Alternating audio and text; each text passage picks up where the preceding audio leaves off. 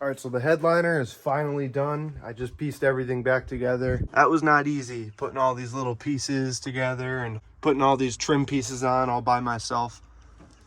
Those were the hardest part, believe it or not. Those visors, putting those little white plastic clips in. I don't know why I just couldn't align those properly, but as you can tell, it's done. It looks amazing. I'm super happy with the outcome. Battery, I gotta clean this up. The battery's good too. Onto the fenders. Gonna cut all that rust out. Probably put some flares over there. I honestly don't even know yet, to be honest with you. What I do know is I need to get these the wheel well welded back together to the panel. Once I get that welded back together, I can finally figure out what I want to do for flares. What sucks though is my old flares, they drilled directly into the door. So I got these big old holes that I need to either fill or maybe just pop rivets in. I don't know.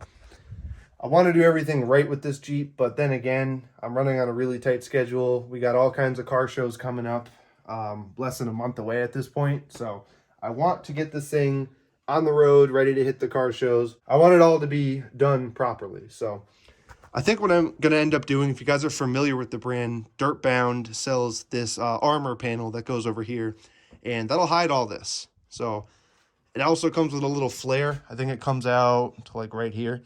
It's nothing too big, but my main concern are these holes here.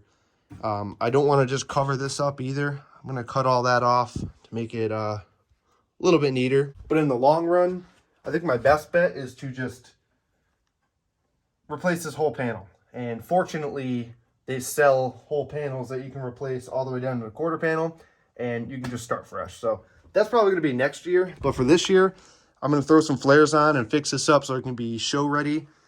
The fronts are not bad at all. I can do something about those. But yeah, I'm just super happy with this headliner. One thing I don't like too on these visors, the upholstery shop that I brought it to, some reason, I don't know why, there's just like these marks over here, just on the outside. It looks like where they stapled it maybe. There's no staples, just, I guess, dimples you would call them. But anyway, it's a lot better than before, so I'm not complaining much. Also, I got to put this thing back together too. It's really dirty. I got all kinds of screws hanging around. I have some seat covers that I'm going to put on these as well from Rough Country. So things are looking up. I got about a month till the first car show of the year. I honestly don't think I'm going to make it. I wish I could, but there's just so much work we need to do. The unibody still has a crack in there. I have the stiffeners, but I'm not just going to throw the stiffeners over the crack. I want to make sure that crack doesn't come back and address anything else under the undercarriage that needs work. So unibody stiffeners going on next. Now that the headliner's done, I can focus on the flares and the unibody. And yeah, it'll be done for this year. You know, I just realized in the last clips that I was editing that I never really show you guys how long this thing really takes to start. Literally every time I let it sit for more than, I don't know, like 4 or 5 hours. I think it's because the IAC was deleted and the computer isn't telling the engine to stay at a certain RPM for a certain amount of time until it starts to warm up and then the RPMs fall. Yeah, this doesn't have any of that. So basically, if it's cold out, this thing is just gonna crank and crank and crank. And I think it has something to do with the fuel delivery as well. I don't think it's getting enough fuel on startup until it cranks and cranks and cranks, and then it finally gets fuel and it starts to start up. I'll just show you guys because I'm used to it by now, but it doesn't do this after it's been running. So after I go drive it for a while, just go park somewhere. If I get gas, for example, turn it off, get gas, do whatever I got to do, come back, start it. It starts up fine. Anywhere between like after 4 hours and it starts to do its thing. But I'm just going to show you guys because I've never really showed you the full length crank time starting this up. I usually just edit it out. Yeah, check out how long this thing takes to start. You can hear the fuel pump. I'll do that one more time. I don't really know if that's doing anything, but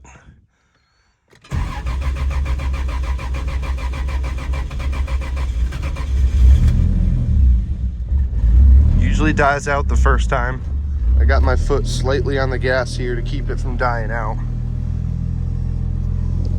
That one wasn't as bad, but you can tell it takes a little too long to crank over.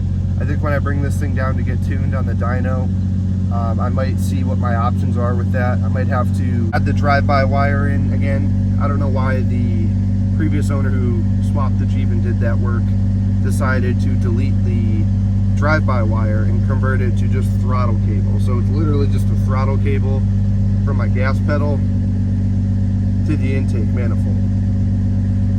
It works, but it's not ideal.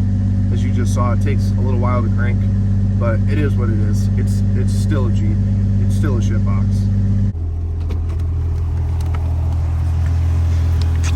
Just took her for a little ride out to stretch her legs. Nothing too crazy. She's been sitting all winter, so you got to take her out every once in a while. So I'm really excited because I got some new valve covers coming. I really never liked the green. It's just been kind of a weird blend with the green and the red. I don't know, just not my style. I ordered a set of valve covers, powder coated already, with a new timing cover as well. So stay tuned to see what color it is. Nothing crazy because I'm trying to go with like a more kind of simple theme versus crazy green on red. It just didn't sit right with me. Figured I would just take the Jeep out, you know, drive around a little bit, stretch her legs.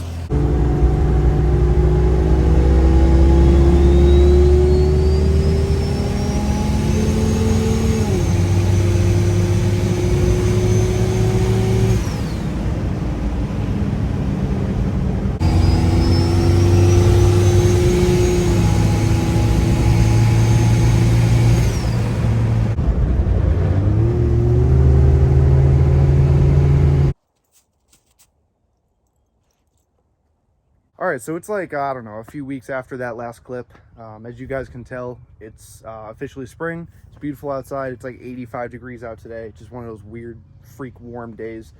But yeah, anyway, I'm gonna show you guys what I got here in the garage. Voila, these are going on here. Obviously I gotta paint them. They're actually in really good condition. They're not rotted or anything, just a little surface rust here. Pretty dirty, and they are not painted. So I'm going to paint these up. Going to put them on the 2J because in 2 weeks, the Yukon 2023 season opener is happening. So I am not missing that one. I think a few clips back in the same video, I said I'm not going. Well, that's changed. I'm definitely going. I need to get this thing out, and I just need to shoot some content for you guys. So I made a decision to do whatever I got to do possible to get to that show. Now, obviously, a car show, you can't just bring your shit box like this looking like this. So I'm gonna have some metal hiding that up. So it's not really what I wanted to do, but I really like these flares. A buddy of mine gave me a super good deal on them. So they just need some paint. I think I'm just gonna go with black for now because trying to color match this thing within 2 weeks, a little bit difficult. I'm not a body guy, so I'm doing what I can. Another good thing too about this body armor is it actually rivets right onto your body panel, which, as you can tell, this one's absolutely shot already, so I really don't care. It's full of holes, and my main concern was this right here. Was it going to cover it? This particular body armor, it's from Dirtbound. It actually comes with the flares, and it goes all the way down to, I think, like right here. I don't want to match it up too much because I was scratching the paint, but yeah, that's the plan for those. It comes with the front ones as well. Basically, just pop rivets on. And after I get that on, I'll probably just pop some more rivets into here because why not? We can get through this season like that. I think it'll look pretty good too, with black too. You know, it'll look like more like a Jeep. I got the valve covers sitting in my trunk right here, but I kind of want to keep that a little secret until I get it on, and I can show you guys the big reveal and show you which color I went with if you care. But my main goal is getting rid of that green on red scheme. I don't like that at all. So I went with something a lot more subtle. It's not crazy, but I think you guys will be pleased with the color I chose. I really like it.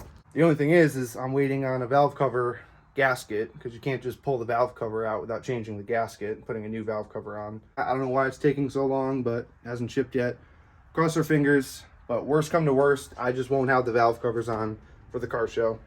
But at least I will have the body armor, and it will be hiding all of this nasty crap, because that's what really matters. So a lot of you guys may not know this, but the 2JZ GE has actually 2 valve covers. So these are 2 separate valve covers.